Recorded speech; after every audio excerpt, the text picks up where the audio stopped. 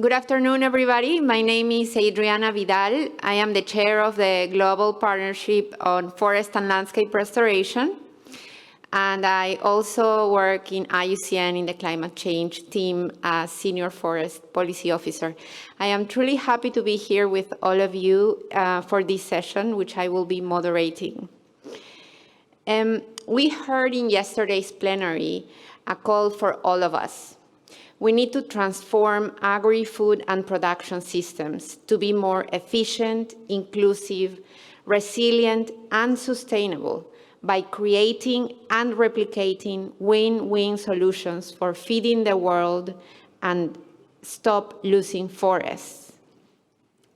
This transformation can occur if we transition to a green and a restoration economy.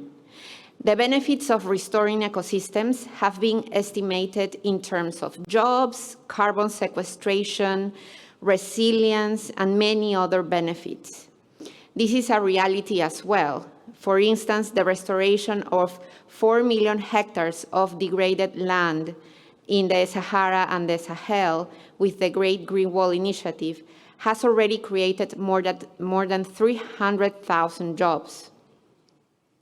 We have tools, knowledge, and science telling us that there is a potential to restore over 2 billion hectares of the world's deforested and degraded landscapes, an area larger than South America. So this session is going to inspire you.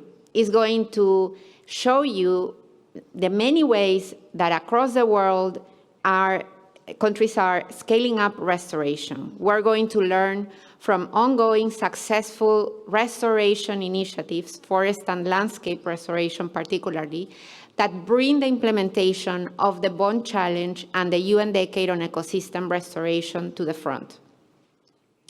Country representatives will show you different perspectives on various restoration practices and governance schemes in multiple contexts and ecosystems.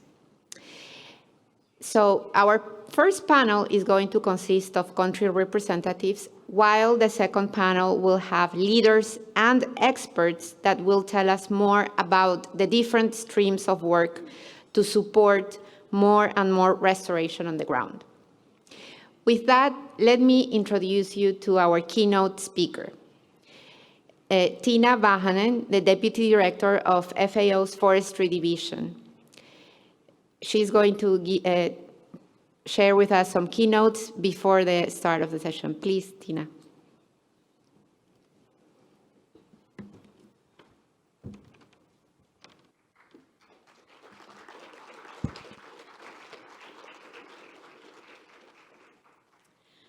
Thank you so much, Adriana, and thank you for having me here.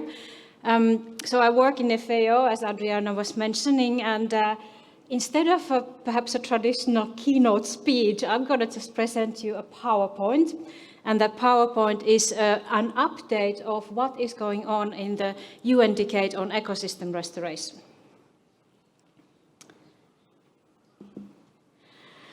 So I imagine that most of you actually are familiar with this story and are already participating one way or another in the UN Decade activities. But let me just give a little bit of background.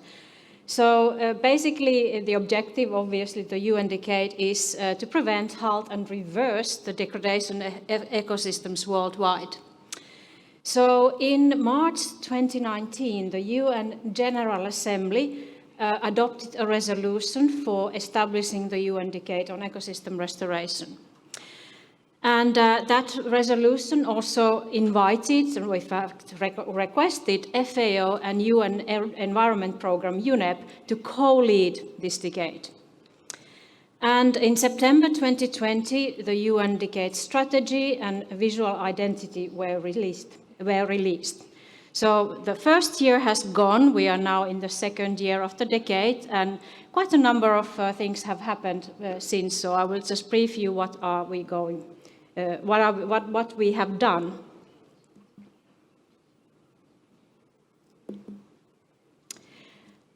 But first, there's really quite a number of barriers to achieve the UN Decade vision.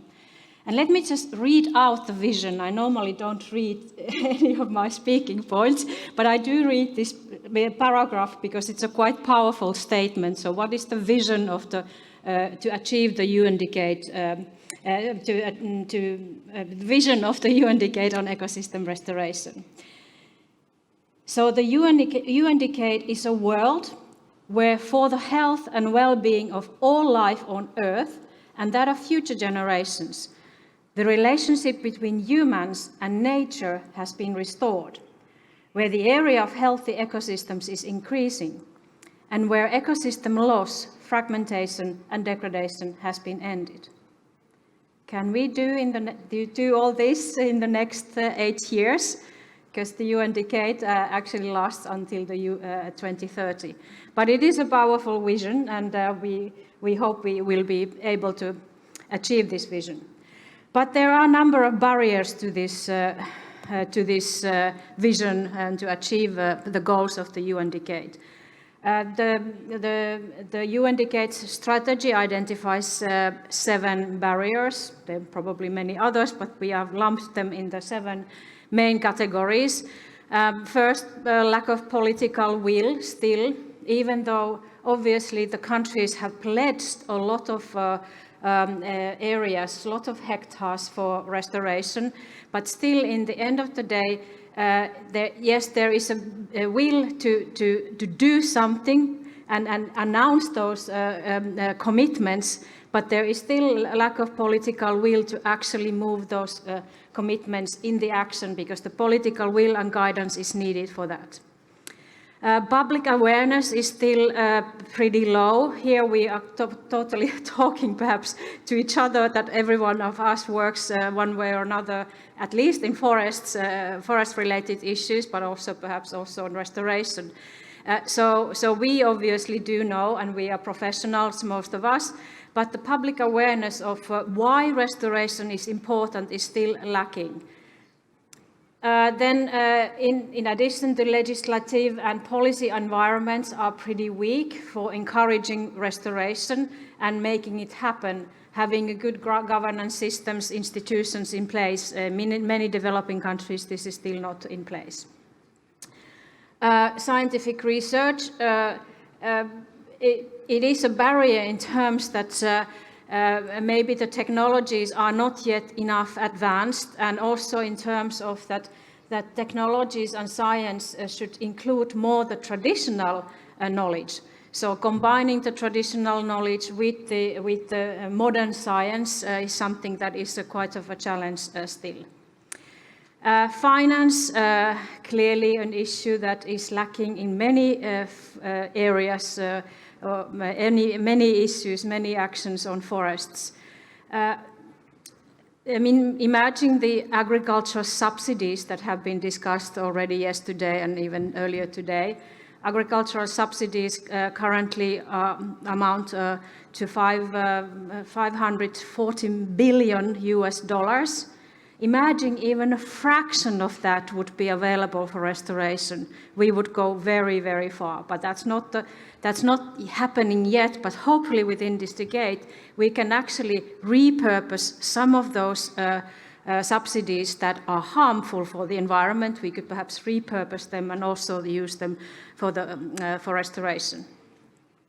And then, last but not least, the technical capacity in many countries is still quite low.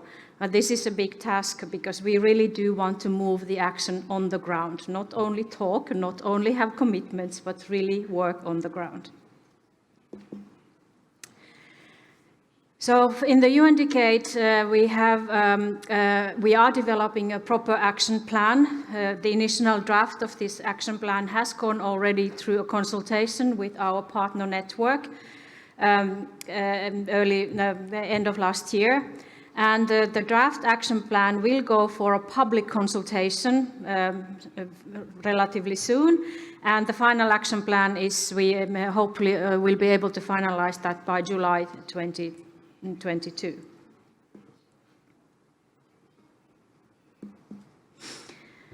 So Since this is the United Nations decade, we have had to formalize that to some extent. So we have a governance for the UN decade, for being able to implement the UN decade. We have a strategy group that is basically senior managers from FAO and from UNEP. So that forms the kind of a group that oversees the implementation of the UN decade. But then we have created 5 task forces on best practices, on monitoring, on science, on financing, and on youth. And these task forces are actually the machinery through which we work to make sure that we can overcome those barriers and provide knowledge to overcome those barriers. Then we have a very wide network of partners. Way over 100 different organizations are partners to the UNDK, and that number is growing. And these partners are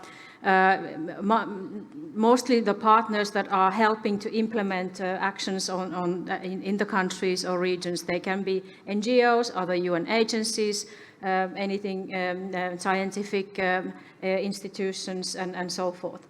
But the partner network is very, very wide. And likewise, there is an advisory board to the UN decade. Likewise, it's a multi-stakeholder advisory board that is advising on the sort of how the implementation of the decade will be in a proper track, and also monitoring the progress.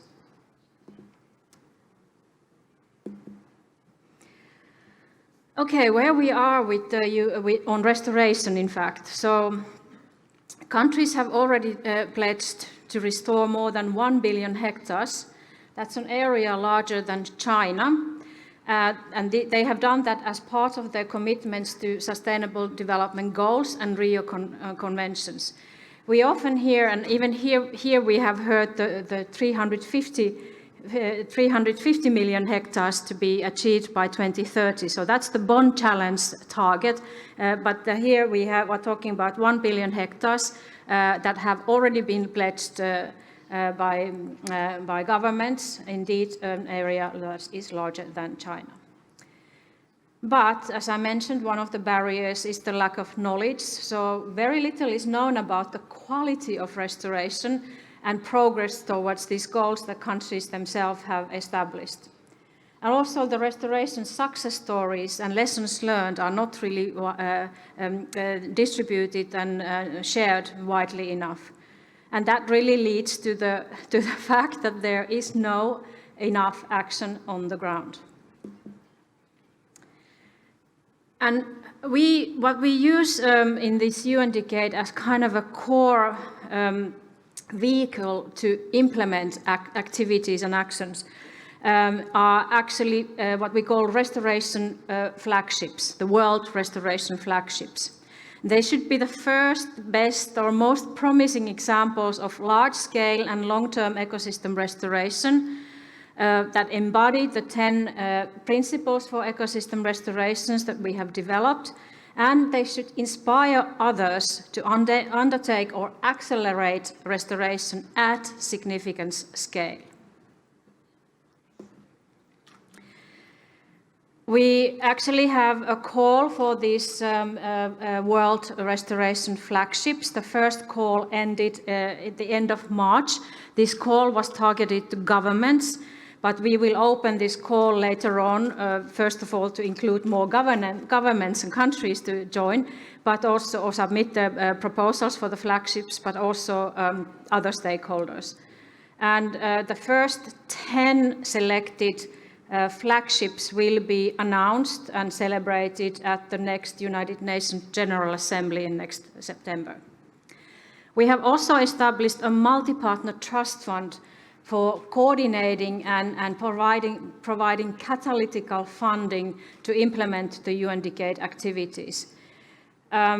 This fund currently, the fund target is $100 million, which is a very, very small fraction of what is needed for restoration. But as I mentioned, it's to be able to provide this sort of a machinery that I was describing, this governance of the UN Decade, but also provide some catalytic funding through flagships that will be selected to be funded through this multi-partner trust fund.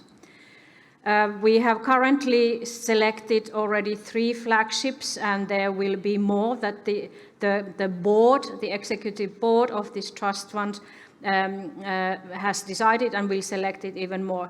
So they are the Great Green Wall, and then a dry corridor in Central America, and then the small island development states. That includes also then restoration activities beyond forests and land, including seascapes. The outcomes of this multi-partner trust fund are, first of all, the global movement of the ecosystem restoration that includes advocacy, knowledge management, knowledge sharing, and advertising, promoting the restoration and creating more the awareness of restoration and its importance. Then the outcome 2 of the multi-partner trust fund is to catalyze investments that would result in restoration actions on the ground and implementation within the flagship initiatives. So really catalytic funds to hopefully create more and create attractiveness to actually increase the funding from other sources, because this UN Decade multi-partner trust fund is not very big trust fund.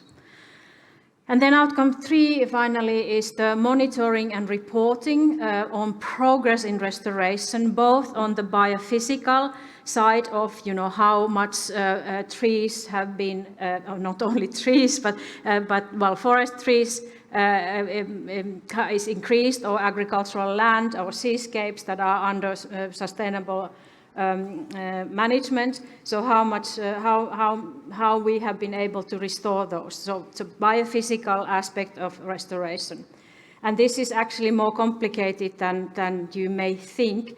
And there are side events actually during this week to describe more what we are doing more in detail on this monitoring. And then the socio-economic elements as well are included. And we are reporting to the United Nations Secretary General after the first 5 years, so we need to be able to show what we have done and are we progressing, and hopefully we are progressing. This first executive board meeting of the Multi-Partner Trust Fund was held at the end of last year, and it approved the first 5-year program from 2021 to 2025. And as I mentioned already, basically we work, at least initially, through these 3 flagship initiatives that you see in writing here.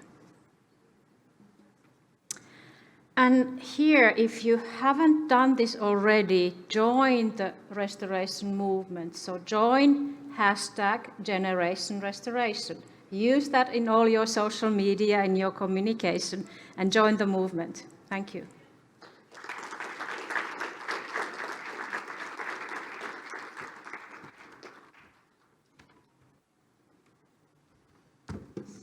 Great. Thank you so much, Tina. Now we move to the first panel. Many of these countries are actually what Tina was mentioning, the initiatives that are going to underpin the progress under the decade. So please, I'll invite the panelists to come to the podium. Mr. Jair Urriola, Dr. Enu Sik Park, Mr. Alfred Gichu. Thank you. I'm going to just introduce them with their positions and where their countries they represent, so you have those in mind. So Mr. Jair Urriola, he's the Executive Secretary for the Central American Commission on Environment and Development within the Central American Integration System. Dr. Eun Sik Park, He's the Director General of the International Affairs Bureau of the Korea Forest Service and Secretary General of the 15th World Forestry Congress.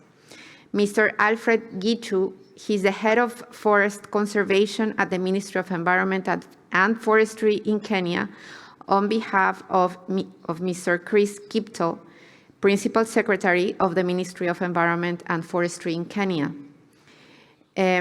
Then we'll have two representatives joining with a video. First, Ms. Eve Vasaiba Masudi, Vice Prime Minister and Minister of Environment and Sustainable Development in Democratic Republic of Congo. And the second video will come from Mrs. Arlette Sudan Nonault, Minister of Environment, Sustainable Development from Congo. Then we have Mrs. Deborah Su, Executive Director at the Ministry of Forests in Fiji. And finally, we have Mr. Chadi Mohana, Director in charge of forests in Lebanon. He's also the former chair of Silva Mediterranea. All right, so we have a packed but very, very interesting panel. So let me start straight ahead with our first question for el señor Jair Urriola. And for the ones who don't speak Spanish, please, you can use the interpretation headsets in the room. Señor Urriola, bienvenido al evento. Sabemos que recientemente la CCAD adoptó una resolución o una declaración ministerial en apoyo. CCAD at the Council of Ministers adopted this declaration, and we will be looking into the direction of this declaration. And more importantly, there are 8 countries belonging to CICAD of Central America. Through CICAD, about 100 billion hectares of areas are being restored to achieve the net zero goal. Let us hear about what the declaration is about. Thank you for the introduction. Good afternoon, ladies and gentlemen. Joining us in person and also online around the world.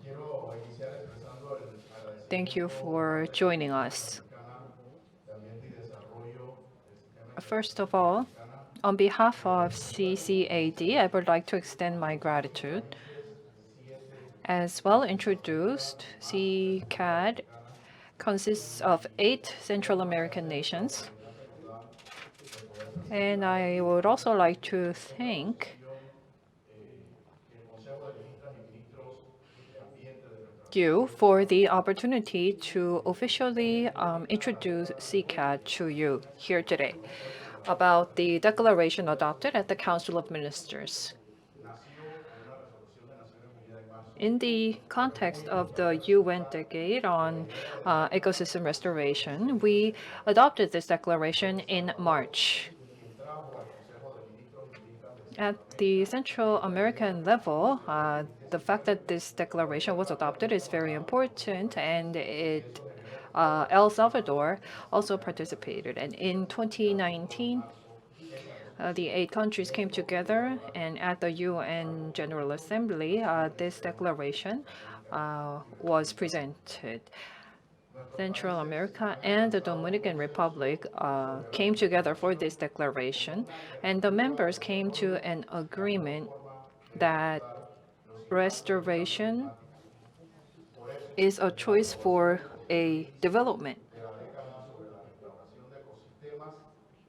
After the declaration was adopted, in restoring the ecosystem, we have been implementing our work with great sense of responsibility, and we are making sure that our efforts come to fruition.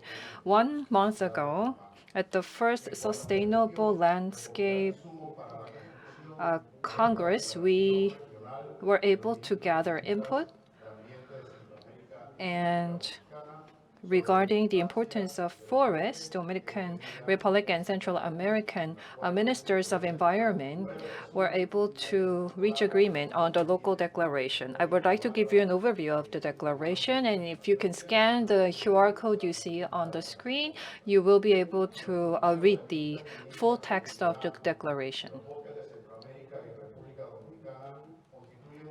Central American forests and Dominican Republic forests are included in this declaration, which states that forests are a very important priority for us. And placing such priority on forests are still under discussion.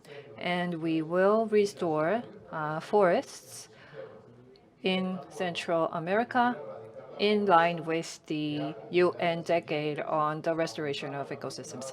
Thereby, we will eradicate poverty and form a resilient community, adapt to the climate change, and prevent an mass extinction of species.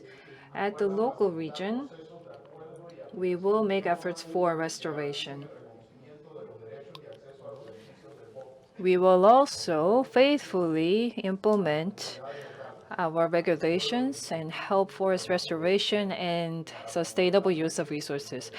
Indigenous people and the American residents will be able to use the forest in a healthy manner. They live in the forest and they use the forest. Our political will in forestry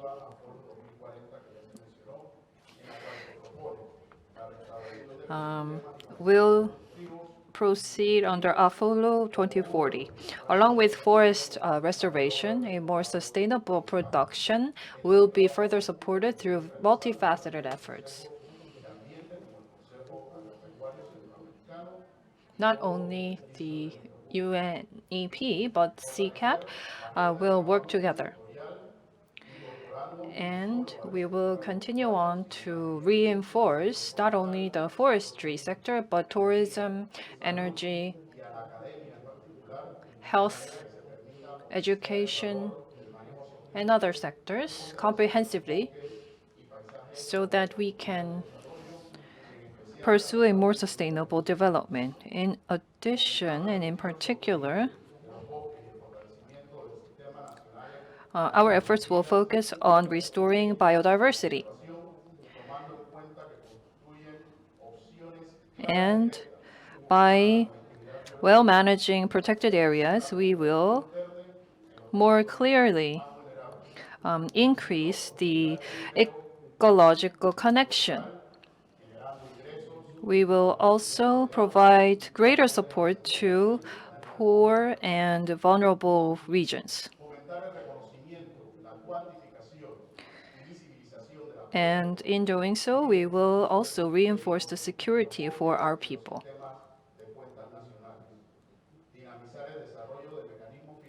Furthermore, support for public and private sectors of each of our nations will be further strengthened by reinforcing local initiatives and international cooperations.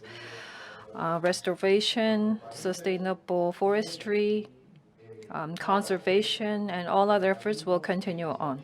Our member states are well aware of all the importance, and we have great examples. In implementing our efforts, we have had great success. And moving on to international contribution, all national, international commitments was carried out with great efforts for protection, conservation, and restoration. As I have mentioned, at the CCAD level in April, in order to improve landscapes, we have made other efforts. And again, if you can scan this QR code, you can look through the text, and I'd like to take your questions. Thank you. Muchas gracias, señor Urriola. Now we're going to move Thank you very much. To hear from Dr. Park, about the vision and goals of Korea. We know that you are working very hard on investments and support internationally on landscape restoration, as well as in-country actions. So we would like to hear more about what are the vision and goals for this cooperation at the international level as well as action at the national level. Thank you. 예, 감사합니다. Thank you very much. As was introduced, I am Eun-sik Park, and I'm Director General of the International Affairs Bureau of the Korea Forest Service. And I am also the Secretary General of this very Congress. So I would like to welcome you all, and thank you very much for your participation. The UN Decade for Ecosystem Restoration is an important goal for the international community. Now, I would like to nevertheless talk about the Korean example. If you look at the ecosystem restoration endeavors in Korea, they have actually been completed. So of course, there is this goal of enhancing the quality of ecosystem in Korea, but the forest restoration effort has been completed here in Korea. So I would like to talk about two things. First is about the past. In the past, we also suffered from serious degradation of the forest. So I would like to talk about our past efforts in Korea to overcome that. And then I would also like to talk about what we are doing internationally in partnership with other stakeholders to restore ecosystems. In the 1960s and 1970s, now this was after the Korean War and the colonial rule by Japan, and after those periods there was significant degradation. The state of the Korean forests were very degraded. At the time, many UN representatives visited Korea, and they saw that it was in a state of severe degradation, and the forest in Korea was in a very terrible state. And in the early 1980s, once again, UN representatives visited Korea, and then they re-evaluated the status of Korean forest. And they said Korea is the only country since World War II have successfully restored its forests. And this was the assessment that was made by international representatives from UN. And I think this is perhaps one of the reasons why we were able to become the host of World Forestry Congress this year. So how was it possible for us to succeed in such restoration? I think one factor was that all Koreans participated in the effort. And it's just not my personal evaluation, but scientists and other researchers attest to this.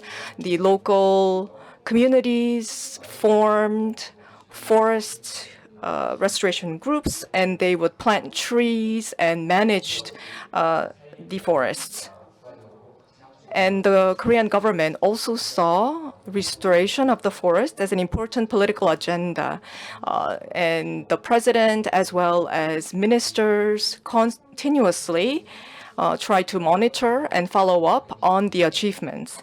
In 1967, Korea Forestry Service was established, becoming the leading organization in Korea to manage this effort to restore forests. And also there was a law that would prohibit the slash and burn type of agriculture in Korea. And then in 1973, Korea established a basic national plan to plant a target number of trees and would monitor the progress. thankfully, we were able to achieve the targets 2 years faster than originally planned. And so we followed up with a second plan, and that also was completed successfully. And then we also engaged in protection policies. At the time, Korea's income level was relatively low. So there was a lot of illegal logging done in secret. So there were polices trying to crack down on such illegal practices. And also the pest control programs were instituted. And also in the case of wildfire, we acted quickly to address those fires and prevent wildfires from occurring again. When we were instituting these pest controls, there were not enough supplies. So oftentimes the local residents would actually, walk into the mountains trying to, catch pests. And there was this campaign to plant trees. And there was this month where all Koreans got involved in planting of trees. And with such efforts, in 1987, the Korean government announced that our reforestation efforts had been completed with success.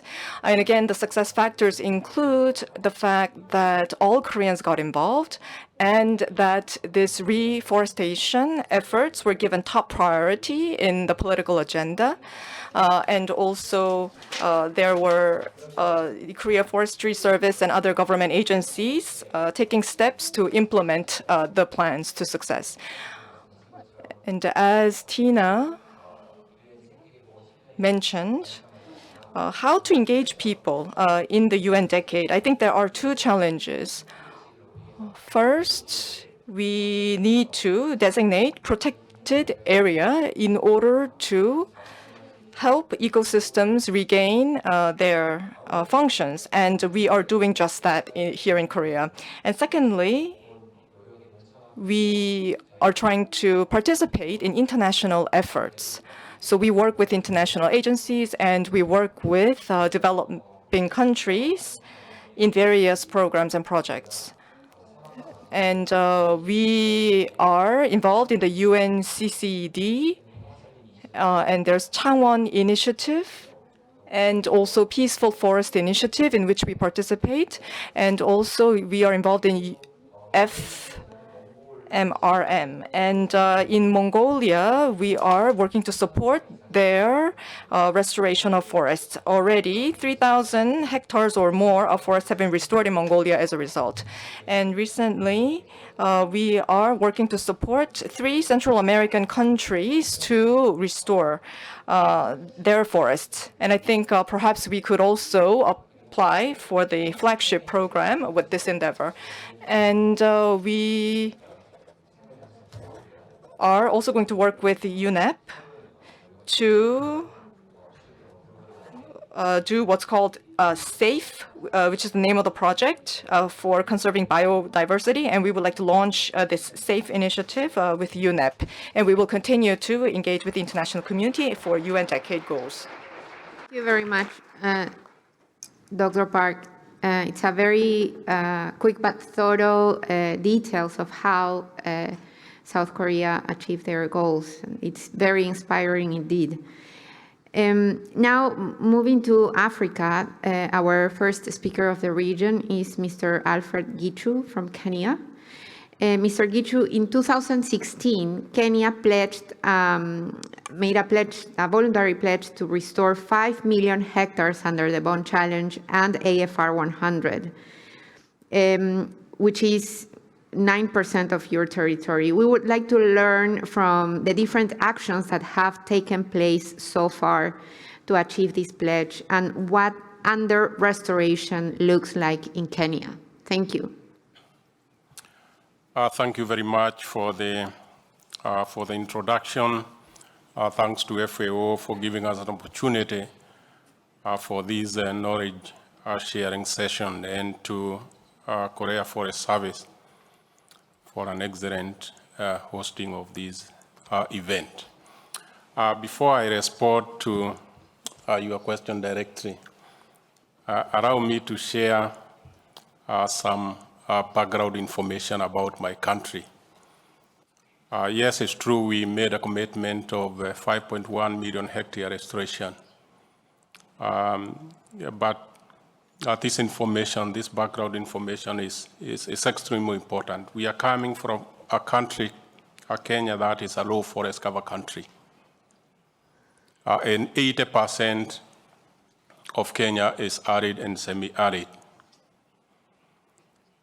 But that notwithstanding, Kenya has made commitment to restore our landscapes in support of our global restoration goals, our climate, our biodiversity, desertification, control. We also parties to the Glasgow Leaders Commitment. But we are also coming from a country where the government, the population, and the private sector especially are impatient for results. Yes, we did.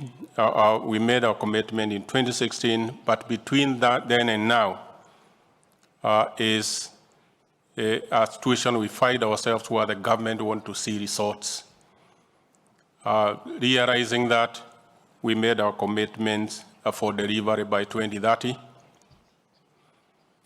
and then we do not have then, as we sit here, the luxury of time, but we still see within a country a lot of opportunities for land restoration in support of the goals that I've just talked about. And the opportunities present in terms of restoration of landscapes, they present in terms of reducing deforestation from the forests that we are already managing, and they present in terms of reducing degradation in the landscapes too. But that said, who owns the land in Kenya? Because it's about tenure. If the government owned this land, it would be very easy for us to invest in restoration programs driven by the government. But we have in Kenya a situation where land is owned, yes, partly by the government, the communities own the land, and part of that land is also in private hands. So the discussion then we have been having is one where we needed to go into a strong partnership and collaboration amongst Kenyans so that we move as a team towards delivery of these national goals. So we came together after 2016 through a process that was led by the government, the Ministry of Environment and Forestry. And what we did was to come up with a national strategy for restoration. And we are calling that strategy the National Strategy for Accelerated Achievement and Maintenance of over 10% of forest cover. And as I've said, it's a framework.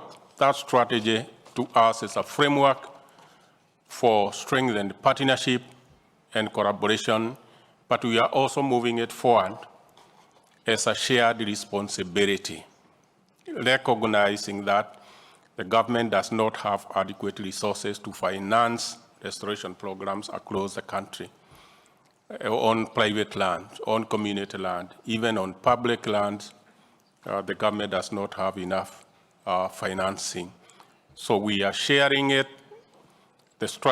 We are sharing the strategy for the private sector to come in with its own resources to support a national restoration effort. The 2016 a number that we shared as part of Kenya's commitment also identified a number of opportunities, restoration options that the government could go into to support its realization. Some of those actions are in public lands that are managed by government agencies. And we are proposing, as part of that national strategy, actions that seek to strengthen governance, actions that seek to support a restoration of degraded areas within those public forests. And even in those public forests, because the law requires that we manage those forests through a consultation process, we are also encouraging other stakeholders, NGOs, the private sector, to come in and partner. How they are partnering is also sometimes quite innovative, because we are encouraging them to come and manage certain blocks of public forests for delivery of mainly environmental services, climate, water, biodiversity, and then the Kenya Forest Service, or the government for that matter, then retains some regulatory responsibility to ensure that those services are delivered in the course of time. We are also investing, as part of that program, as support to massive seedling production. Again, with knowledge that for us to achieve 5.1 million hectares commitment, we need to invest in new afforestation and reforestation programs. So we are promoting a massive seedling production for use by stakeholders across the board for restoration of landscapes. Those public forests that are degraded, we are providing opportunities for their restoration within the agricultural land, because we are implementing this national strategy as a landscape program. So there are activities that we are doing in forests, we have activities we are proposing in agricultural land, and we have activities we are proposing even in the rangelands. In the agricultural lands, they are private in nature. What we are promoting is strong investment in agroforestry, a strong investment where opportunities manifest in commercial forestry, and even in agroforestry, we are talking to the farmers so that they can invest in tree-based interventions that deliver livelihood benefits. You don't have to grow a tree just for the sake of it. We are encouraging them where opportunities are available for them to do fruit tree growing, to invest in that. In the rangelands, we seek to strengthen the way we manage our livestock management systems that support environmental and forest conservation benefits. We are promoting greening of infrastructure. We are promoting greening of institutions in the country, and we are promoting also a greening of our urban areas. But more importantly is that we also want to strengthen a governance of forestry, realizing that there are governance issues that have traditionally manifested within that country that have informed the current state of affairs. We have the national government, we have the county governments, we have the private sector. The last but not least is that we need to mobilize financing. And how are we mobilizing financing? We are drawing support from public and private financing sources. And we have developed, as part of our national strategy, a tree growing financing strategy that will support our efforts moving forward. Thank you very much. Thank you very much, Mr. Gitsu. You've pointed out key conditions, key enabling conditions for the scaling up of ecosystem restoration. So with that in mind, I would like to ask the facilitators team to please play the videos coming from Democratic Republic of Congo and Republic of Congo to complement these visions.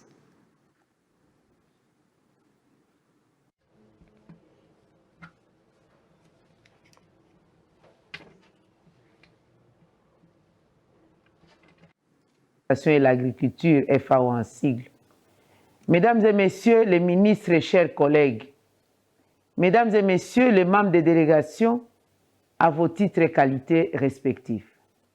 La République démocratique du Congo, mon pays, se réjouit d'avoir été invité à cette importante session relative aux programmes mondiaux de la restauration de la décennie des Nations Unies pour la restauration des écosystèmes. Je remercie les organisateurs du congrès dont le thème central, construire un avenir vert, sain et résilient avec les forêts, concorde très bien avec les priorités de mon pays en matière de gestion durable des écosystèmes forestiers. La République démocratique du So the Democratic Republic of Korea has a land size of 2.345 million square kilometers, and of that, forest area accounts for 67%. And the forest areas account for 10% of world's tropical forest and 60% of Congo Basin's forest area. And in order to decrease the deforestation rate to less than 0.2%, we are working to remove the causes of degradation of forest landscape. And forest governance is an important political agenda for the government. And we participate in COMIFAC, which is the Commission of Central African Forests. And DR Congo and COMIFAC's plan include the following. We respect human rights, and we respect the rights of the indigenous people, and we respect the independence of the rural women, and we also respect the youth and entrepreneurship, and we have taken into account the SDGs in our planning. Forests contribute greatly to economic development, and especially they can help achieve increase in employment. And DR Congo's forests can help mitigate climate change. Each day, 24.5 gigatons of greenhouse gases can be stored by Congo's forests, and 3/4 account for 43% of the land area. And the peat layer in the forest can be an effective storage for carbon. And the amount of carbon storage that can be done by this peat layer is equivalent to 2 years worth of emissions. And DR Congo has an ecosystem that also impact the rainfall for Eritrea and South Sudan and other adjacent regions. And we are working on the African Initiative for Resilient Landscape. And Agenda 2060 is something that we co-work on with partner countries. And we want to restore 8 million hectares of forests under this initiative. The DR Congo government has regained control of some 3.34 million hectares, which is 33,430 square kilometers. And this land had been illegally deforested in the past. And so I would like to take this opportunity to thank FAO And UNDP and the Central African Forest Initiative for supporting our efforts to restore our forests. DR Congo is one of the richest countries in terms of biodiversity. Numerous fauna and flora have habitat in DR Congo, and we're one of the top 5 countries in terms of biodiversity richness. But there are a lot of threats that can impact the integrity of these ecosystems because of poachers and also military conflict and illegal mining and illegal logging are some of those threat factors. And there are also the cattle raisers in Sahel region who are in a way a threat to the DR Congo's forest. So the militias and foreign nationals are degrading our ecosystem. And in the Virunga National Park, some of these people have engaged in homicides.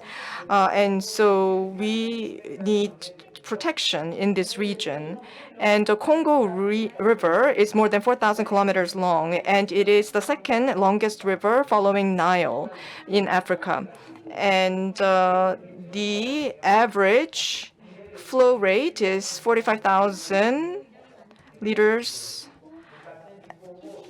and it is very deep. In fact, it is one of the deepest rivers in the world. And Congo Basin accounts for 10% of the river water in the world and 52% of the river water in Africa.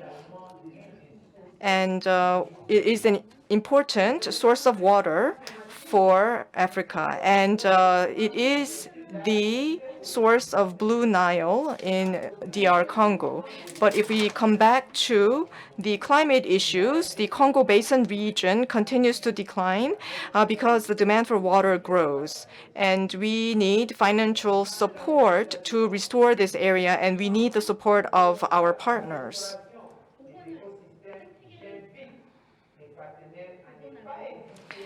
We need to restore the ecosystem, and we need to overcome this crisis.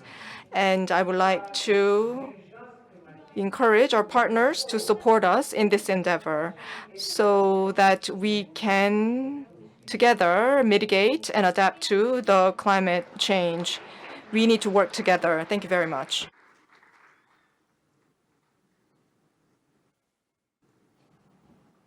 Followed by the second video from Republic of Congo.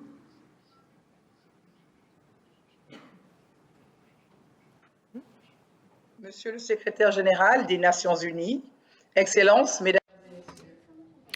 Respected Secretary General of the UN, ladies and gentlemen, I'd like to take this opportunity at the 15th World Forestry Congress. I'd like to present the achievements by the Republic of Congo.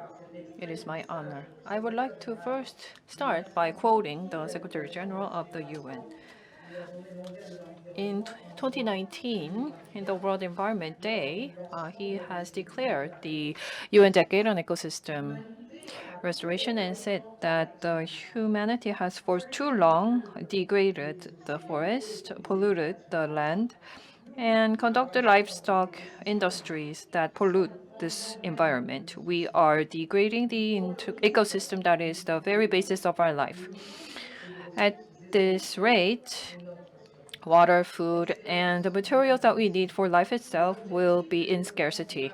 Ladies and gentlemen, Sustainable Development Goals tell us and urge us to remind ourselves of this fact. In particular, in developing nations like ours, the primary natural resources provide the source of dependence for life.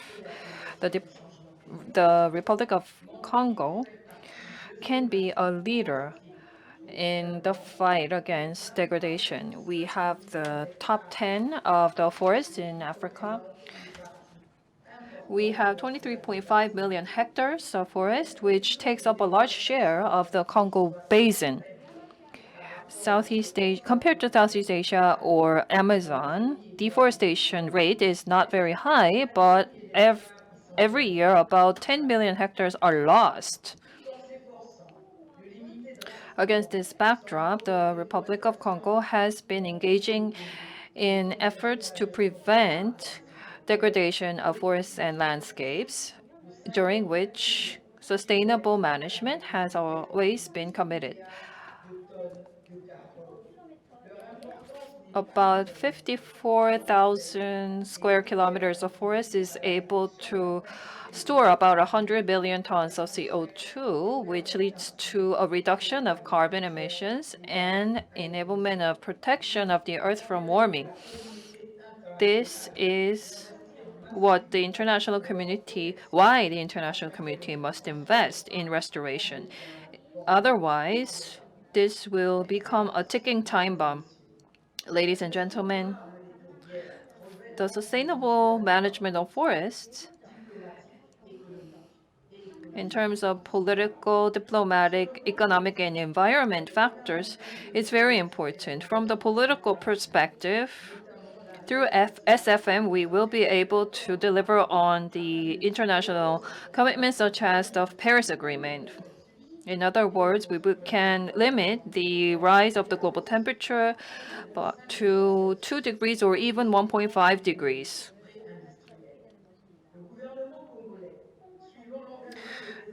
Our government, in order to protect and restore the forest, has been demonstrating great leadership, particularly by the president.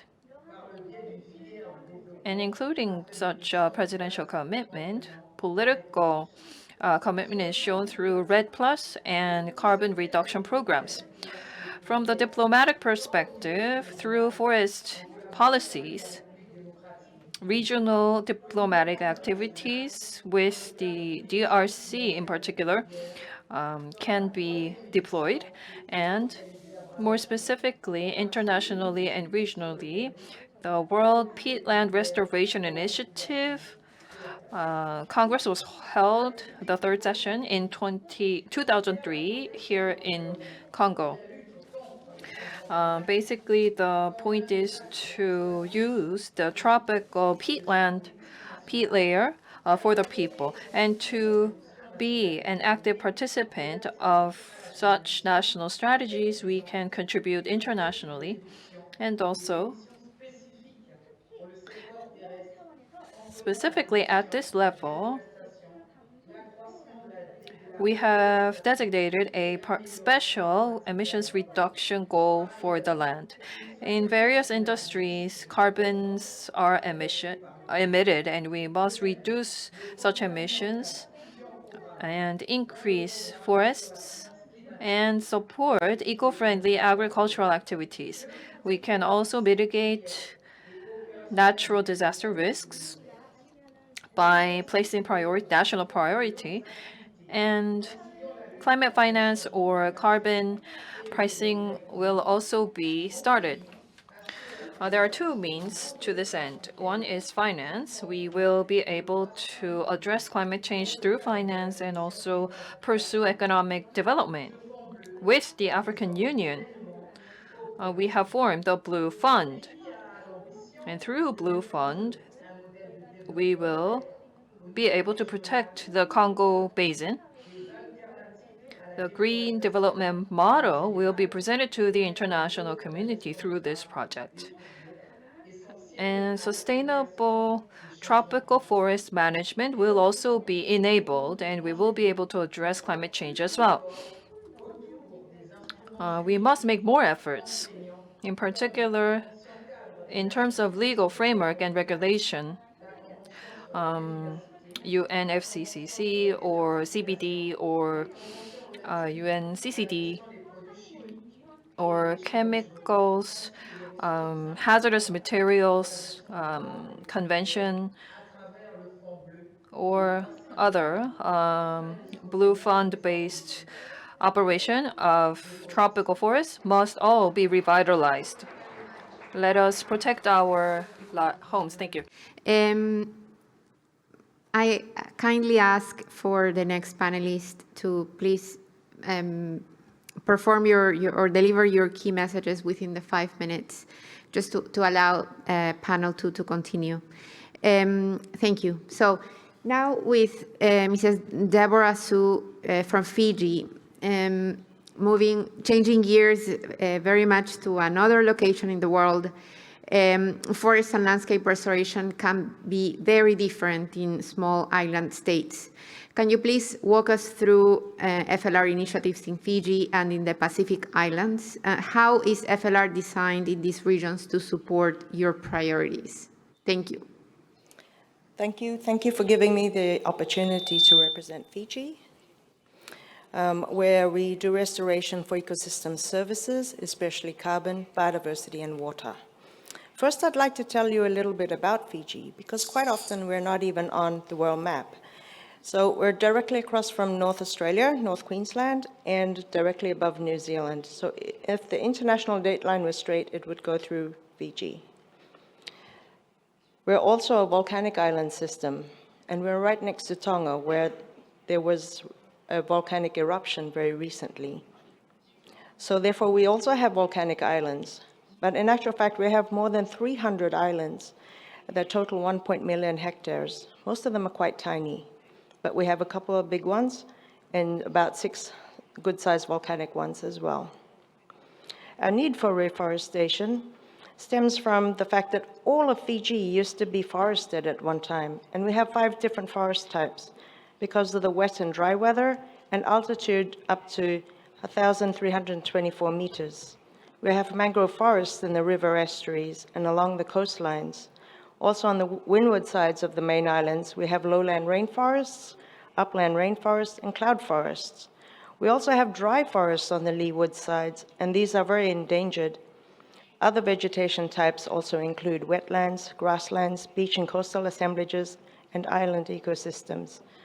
So even though we're quite small and very isolated, we have quite a lot of range in diversity, and we don't have much. So that makes us all the more vulnerable, being isolated and small islands. Nowadays, we have only about 2/3 of Fiji forested, and only half of that is good quality, healthy native forest ecosystems that are also quite fragmented. Reforestation commitments fell upon the Ministry of Forestry very suddenly. In 2019, 4 million trees needed to be planted over 4 years. Bearing in mind, we didn't do much reforestation before this. Also, about a year later, the figure jumped to 30 million trees over 15 years. So that was twice as many trees that we needed to plant on an annual basis. Our reforestation challenges include the fact that there isn't much appreciation for our native forests. The perception is that exotic plantation species of Caribbean pine and Honduran mahogany are the ones that bring the high monetary returns. Mass planting of native species is only now beginning, and the forestry sector is not prepared. Our native forest seeds are harvested from the wilds because we don't have orchards yet. And these trees are usually also very isolated, and one needs to be there at the right time to collect the seeds. Then it's another year to actually process the seeds, germinate them, and grow them out to a different size to be planted out. There is also much supportive governance and attitudes that need to be developed in the Ministry of Forestry with the other government agencies and also all the stakeholders, especially as about 90% of all the land in Fiji is communally owned by the indigenous Fijians, the Itauke people. I have to tell you that my appearance is very deceiving because of my Asian ancestry, and I'd like to introduce to you my colleague Maika Teveta, please. So they look quite African as well, but also Polynesian. So in order to make restoration a success in Fiji, we need to work with these landowning communities, and we're starting to develop the supportive framework for this, the governance framework especially.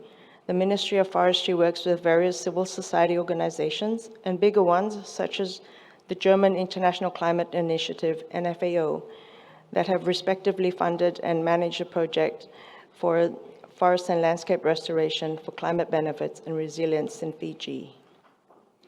The restoration processes include community and stakeholder consultation, land use planning, and planning to plant the trees in the right places at the right time, as well as for the right purpose.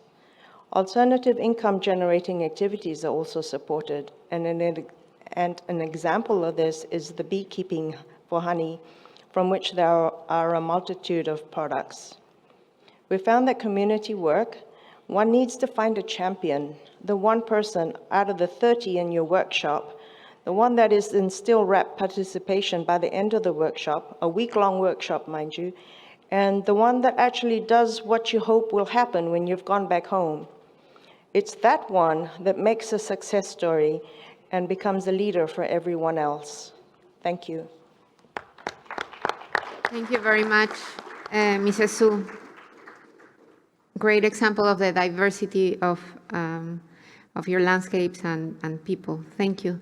Now moving to the last panelist of the session, Mr. Chadi Moana.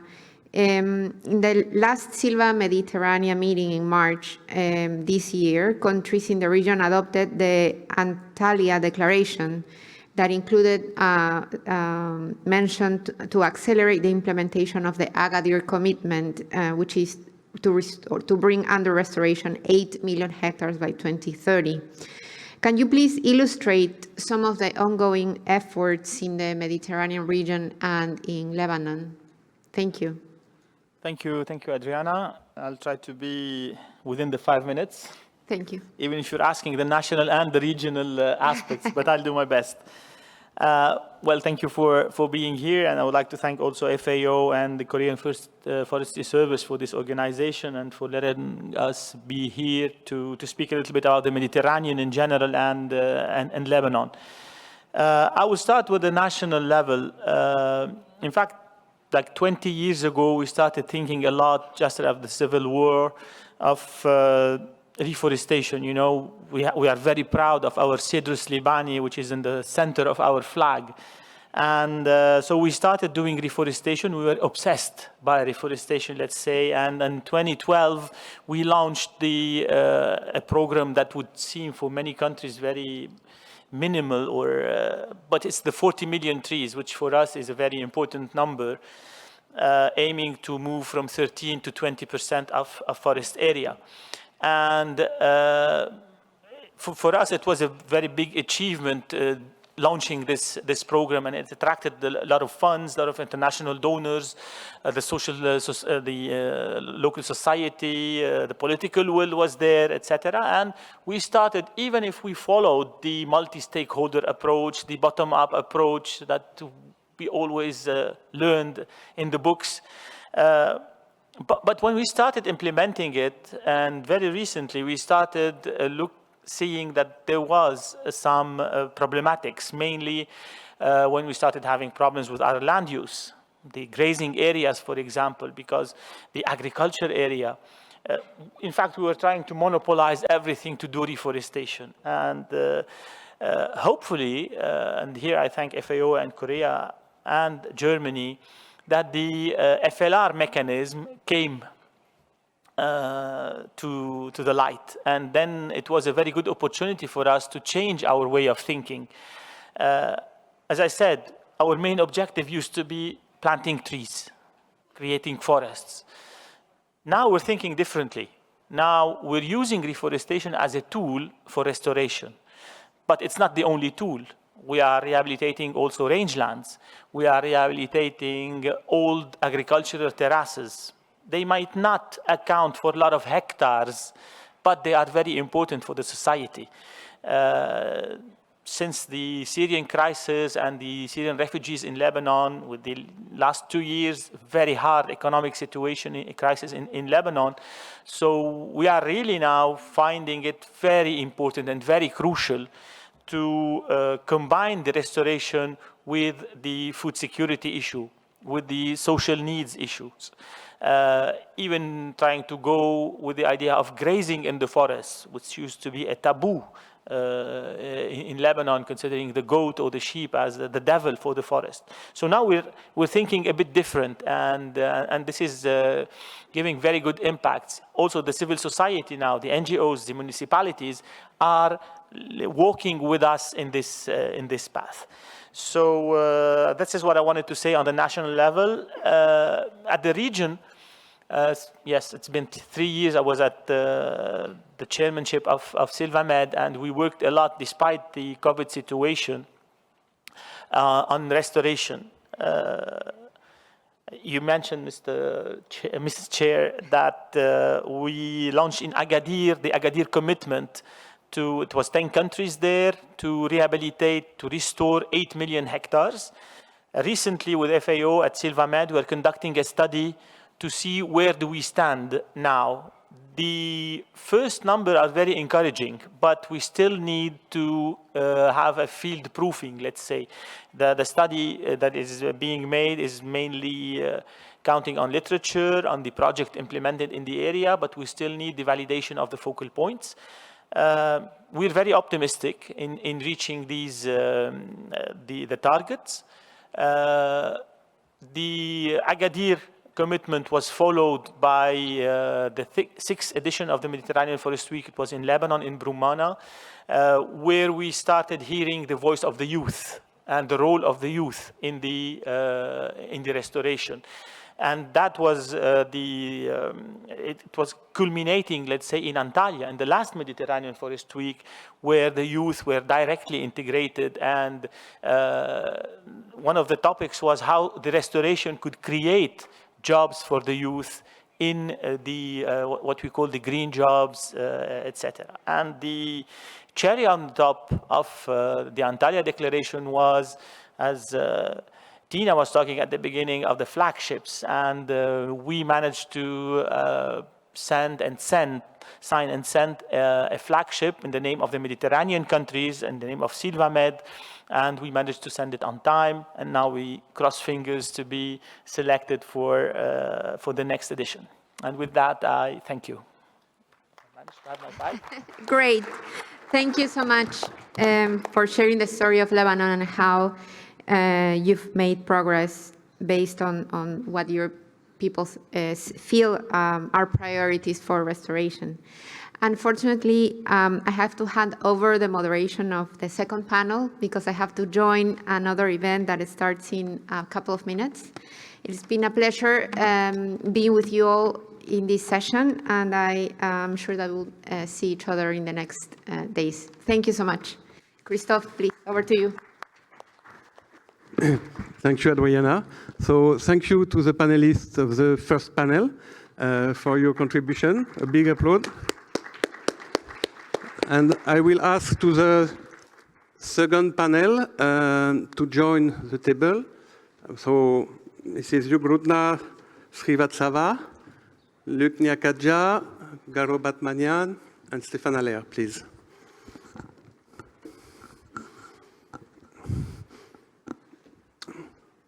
So Hugh Grutner, Srivatsava is the lead of the Youth Task Force.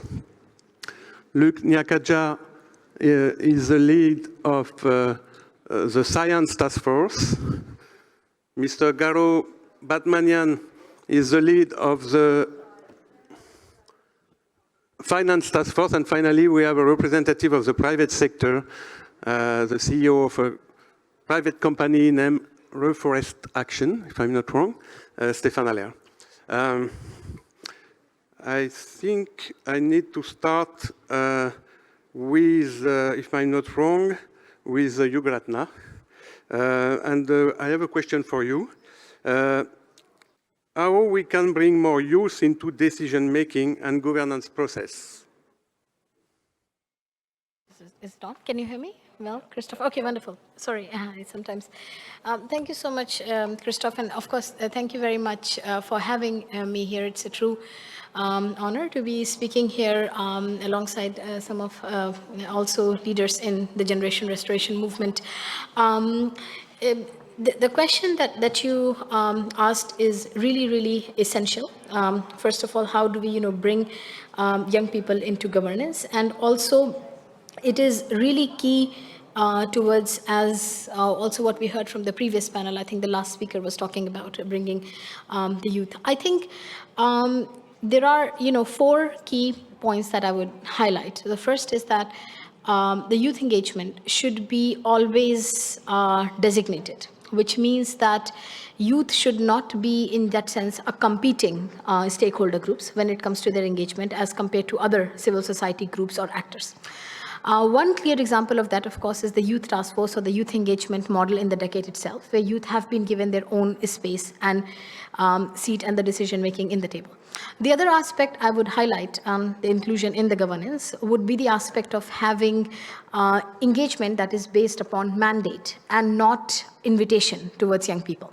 Now, what does that mean? It means that role of young people should be defined and concretized within the policies. If you look at the nationally determined contributions of, which especially have been revised, we have seen an increasing trend where youth participation or youth focus has been guaranteed. And that is something that is, of course, good to have in policies, but that means the governance models should by design include youth as a mandated stakeholder group or as a constituency group. Some of the models like UNEA, HLPF, UN Forest Forum itself does that, but equally some of the models, including of FAO, like FAO's Council or FAO's Committee, are not open to youth. They're not open to any stakeholders in general. So there is a lot of space for improvement that lies there. I would also, give some really good examples within the restoration spaces itself, where there have been more and more inclusion of young people in whether that's national policies or the regional policies. One example, for example, is one of the Rome-based agencies, IFAD, has over $1 billion portfolio that they have invested just on young people. So that is also something, to learn from.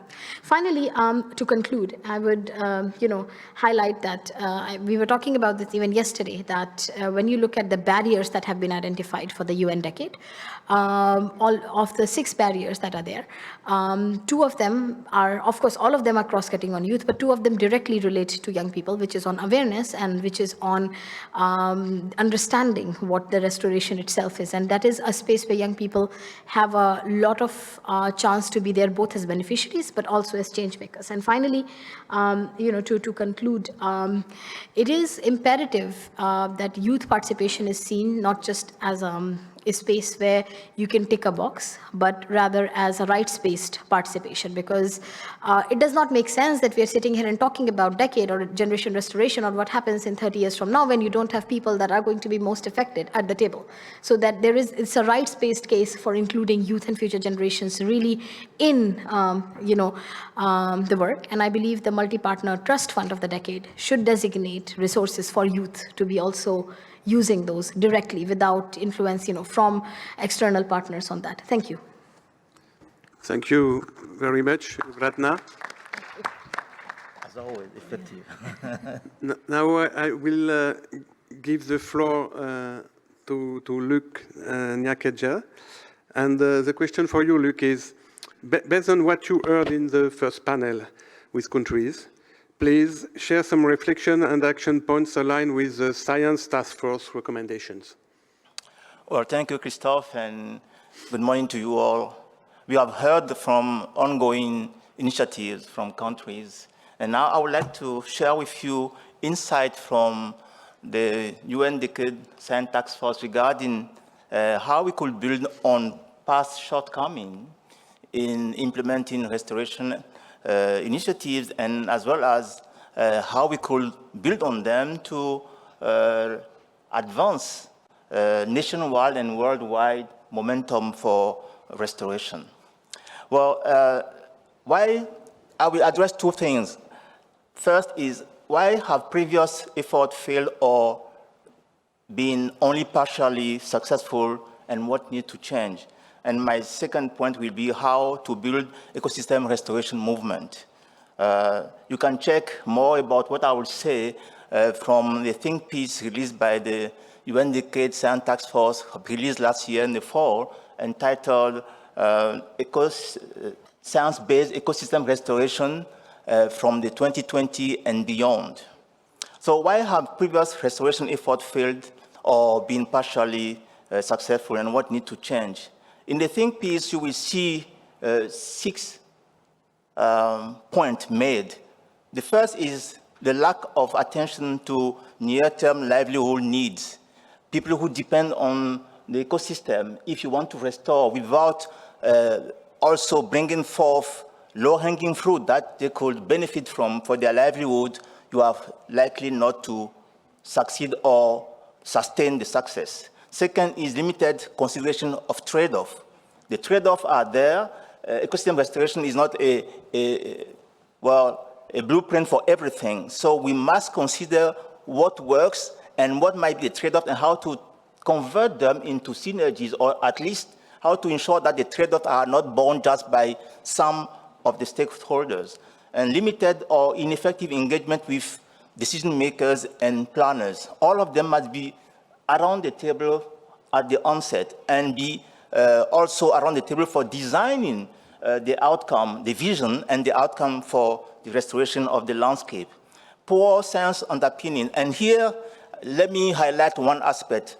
We too often forget that ecosystem restoration is social and ecological endeavor. We often forget the social part of it, and we tend to be top-down, while we need to build on local knowledge. That is part of the knowledge we need to succeed and sustain the success. And the fifth point, is a scarcity of institutions focused on sustaining restoration effort over longer period. We know that restoration is a long-term endeavor, though it may have, low-hanging fruit. So we must make sure that we have institutions that do understand that and work on that. And there's also one aspect that we must make sure that we work on. Projects that are working on improving agriculture or enhance water resources must also ensure that they consider what needs to be done for restoration and what they might take from it. We don't have much time. I could give more examples for each one of those cases. I remember going to Niger in the landscape restoration in Niger, and we were on the field. The women were working on the infrastructure for what they call their demi-lune system. I know you are familiar with that, Christophe. But no one was monitoring the water table. If you don't monitor, how are you going to ensure that it is rewarded? So now, how can we build consensus or better consensus in advancing ecosystem restoration movement? Here you will see in the think piece 5 recommendations. First, ecosystem restoration opens new opportunities for engaging, learning, and innovation, which must be seized through the development of long-term partnership. So the opportunities must be clearly considered and seized by across the landscape of stakeholders. The second recommendation is that community and landscape right holders and stakeholders need to be recognized and empowered as land stewards. You may have heard from our colleague from Congo that one of the key issues is who holds the land. If that person is not around the table, you may design the best of the strategy, you will still fail. The third point is effective restoration action requires fundamental shift in economic and policy institutions towards a focus on the long term and varied benefit of functioning and diverse ecosystem. We need to make sure that the shift is in place. For instance, if pruning trees will accelerate restoration and a law forbid the pruning, you are not in business yet. The fourth point is the ideal of the UN Decade on Ecosystem Restoration, meaning partnership, inclusiveness, and joint coordinated action need to be based on shared core principles, good practices, and practical approaches to monitoring and evaluation. I know that one will ring a bell to my dear friend Christophe. And the final point we have highlighted in the think piece is ecosystem restoration actions require user-friendly information sharing and inclusive engagement from the onset, creating opportunities for multiple agents of change to work together, particularly at subnational levels. So to conclude, Christophe, well, every minute we cut down more than 15 hectares of trees, primarily to make room for food and energy production, and agriculture is therefore a threat for it. So we must make sure that we monitor to what extent agricultural expansion is not made, to the detriment of forest, and monitor how it is made rather on restored ecosystem. Christophe, thank you. Thank you very much, Luc, for these inspirational words.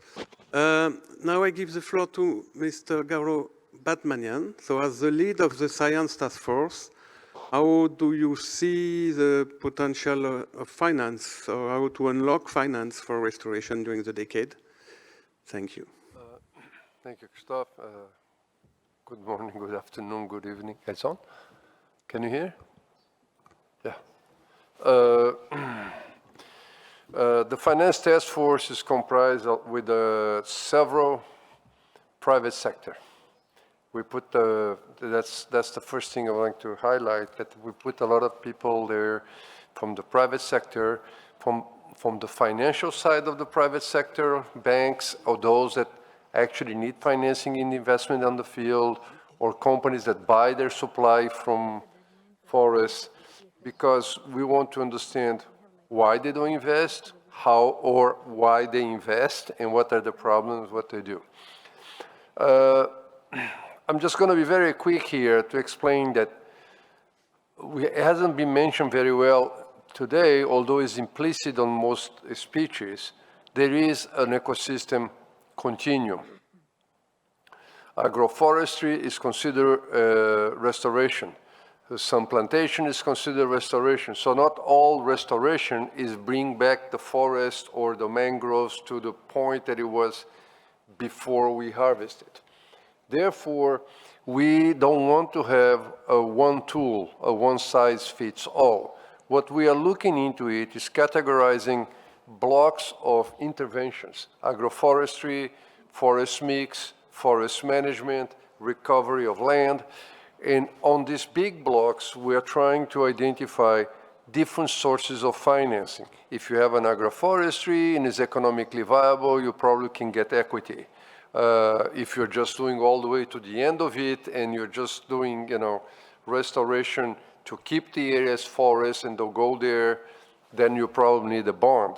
So we are looking at equity, loans, bonds, grants, blended funding from the capital supply, and we are trying to cross this with different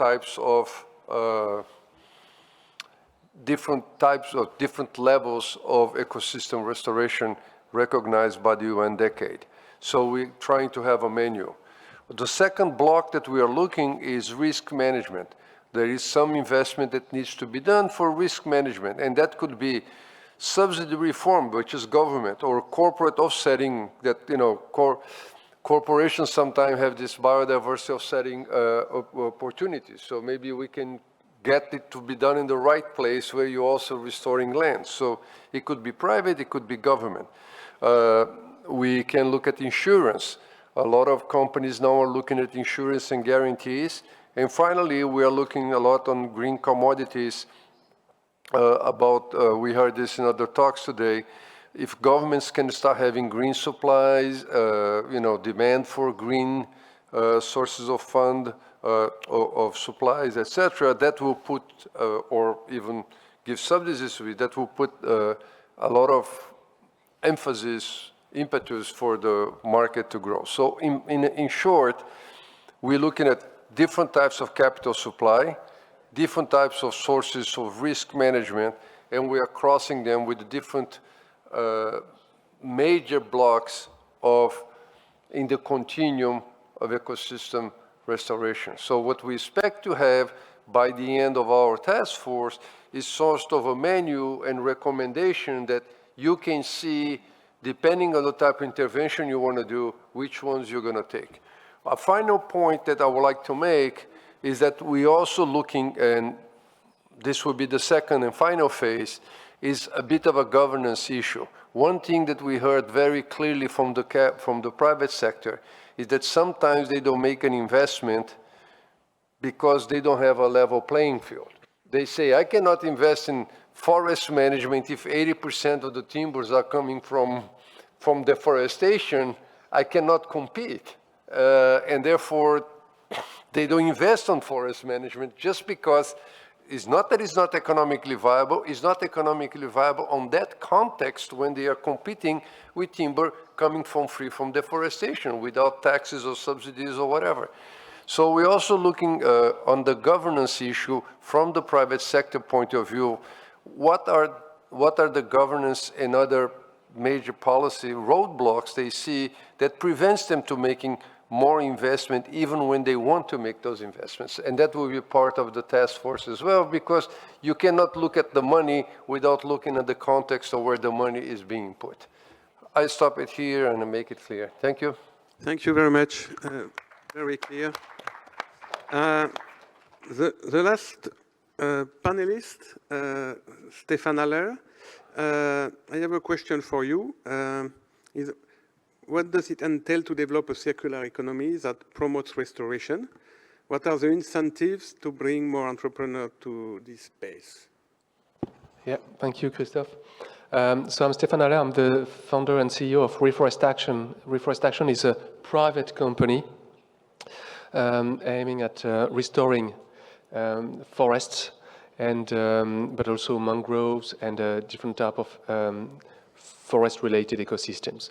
We are a private company and we fund and provide technical support and to forests, and the fundings come from private companies as well. It's only private finance, and we've been doing this for the last 12 years, and we started very little, and today, although we are only 70 people big company, we've been running 1,000 projects in 42 countries. And what we see today is that there is two major trends that appear from the private sector. The private sector can contribute to forest restoration in two ways. The first one is carbon finance. Companies want to be carbon neutral and therefore they wish to contribute to forest restoration. And although we are a small company, we are today creating a 200 million euros fund for forest restoration. It's the first fund. And I'm pretty sure that in a year from now, we can aim for 1 billion. And we are only Reforest Action, and we are not the only one. So the first message is, yes, I strongly believe that the private sector is now ready to fund forest restoration through the carbon finance. My job is to make sure that this money serves biodiversity on top of carbon, but also social impact and bioeconomy. Because forests to last, we all know that they need to provide sustainable income to the local population. And the second aspect where the private sector can contribute to forest restoration is by transforming their supply chain into a sustainable value chain. And we work with more and more companies, and this is quite new actually. We work with more and more companies to make their supply chain into regenerative landscapes that deliver sustainable value, and that go through circular bioeconomy. And we work with Hennessy, for instance, in France, where we improve biodiversity within their vineyards to generate still income, but also improve biodiversity. We work in India with fashion industry to create cashmere value chains, cotton and silk, while restoring landscapes. We work in different countries along creating value chains. So I believe that today the private sector is ready. What I lack now is projects. If you have project forest to restore, please go to the booth G13. We may have a solution for you. And my goal today, Christophe, is to create a generation of ecopreneurs or reforestation entrepreneurs that will create, restore land while creating sustainable value chains. I call that a generation of reforestation entrepreneurs. The UN Decade called that the Ecopreneurs Generation Restoration. I think this is the hashtag, right? I think we're talking all about the same thing. The private sector is here. There is huge money available. The issue is how to address the project using this money. Thank you. Thank you very much. As we are very late, and I am sure that a lot of people in the room have to jump in other events, I will just briefly conclude the session. Thank you to all of you for the inspiring messages. We need now to connect the finance, the practitioners, the entrepreneurs, to achieve the vision of the decade. We are on this table. We have the science, we have the youth, we have the private, and we have the finance task force and the World Bank. I think that we are on the good way to achieve the vision of the UN Decade Strategy. Thank you, everyone. I have a small gift from the Korean Forest Service for the panelists. Some of them left, so I will give the one for DRC to you, Floribert, if you are okay to give it to your General Secretary. And maybe Sangik, can you help me to give the gift of KFS to the panelists?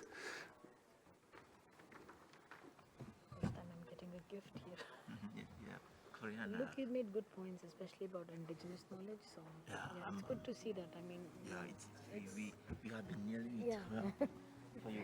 Yeah, perfect. Thank you so much.